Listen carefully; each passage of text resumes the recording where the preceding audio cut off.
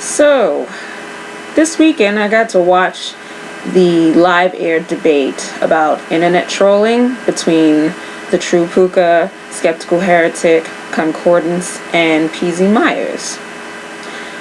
My observations on that is that PZ Myers was more on the cynical end of the spectrum when it comes to internet trolling, while Concordance was kind of speaking from the more idealistic end of the spectrum, with Puka and Skep somewhere in the middle of that, more or less.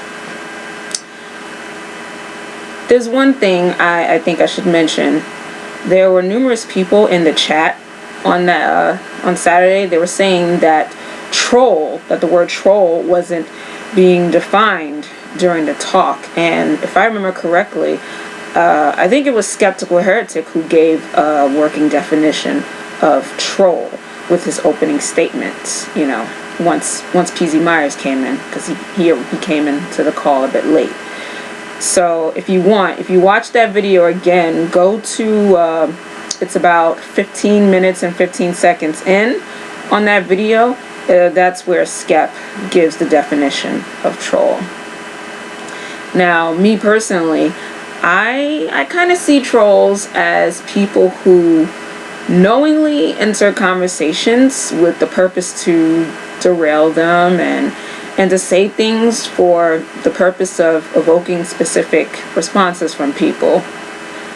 Now this could be done in a way that, that can be funny and like hilarity can ensue. And it could also be used as a mechanism of resistance. Like some people would say that the group Anonymous are trolls, but, opinions differ with that. And of course it could be taken it can be used negatively. It can be used to shame people, to threaten people, and for people to just have license to be disgusting shits to each other. So being that trolling can accomplish all of these things depending on the situation, I think in the case of banning or blocking anyone, especially when it comes to YouTube, I think it would be a good idea to take that stuff on a case-by-case basis if possible. Now I say if possible because some people create channels just like they create forums and blogs with specific purposes, and personally I kind of take issue with the whole thing that people feel that they have the authority to dictate to others how they should run their channel or run their blog or their internet forum, and who really has authority to dictate to others how they should run their things, especially if that thing has been created for a special purpose or has a special function, like being a safe space. Safe space. I think some people nowadays conflate that term with echo chamber, and while it definitely can happen, like with fringe movement forums, forums whose ideology lies on the extreme ends of the spectrum, that doesn't always happen. So blocking or banning someone isn't always evidence of someone being a coward or who can't take being on the internet.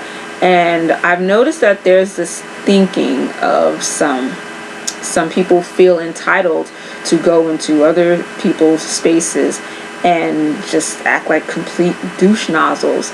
And the person that they're doing this to is just expected to just take it or just tolerate it. And if they do something about it, like block them or ban them, that they're the weaker person for not putting up with the shit. And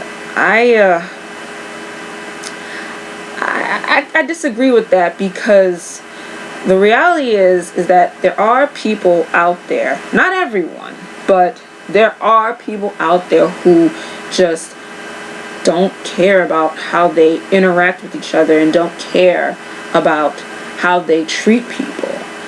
And thanks to the internet and the stuff that comes along with it, mainly anonymity, people are free to basically fire off shit from their id and say some of the most vile, disrespectful, and horrifying things about anything and anyone that they don't like or whose ideologies they disagree with, etc.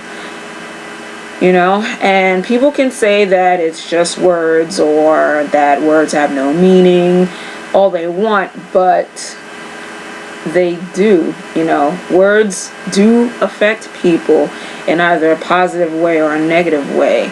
And since when did that become something to be ashamed of or to bash?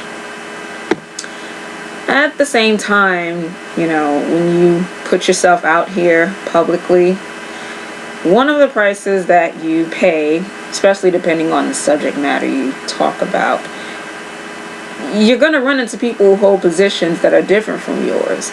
And to just up and decide to block yourself off from them is more of a detriment to you, you know, because that's a perspective that you can look at and see if there's some validity, excuse me. And if there is, then you've learned something new. And if there's nothing that you can take from it, then, you know, you guys just go your separate ways, and that's that, you know. And yes, you are going to also run into people who troll with a specific purpose, you know, most times with the intent of annoying you and being combative and nasty towards you.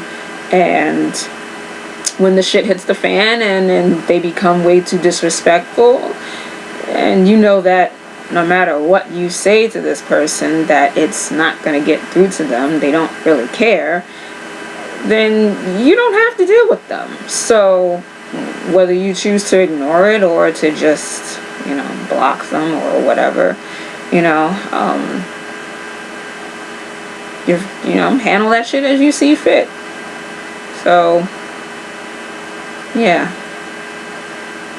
that's all I got for now. So you guys let me know what you think about this. Leave me some comments in the comments section.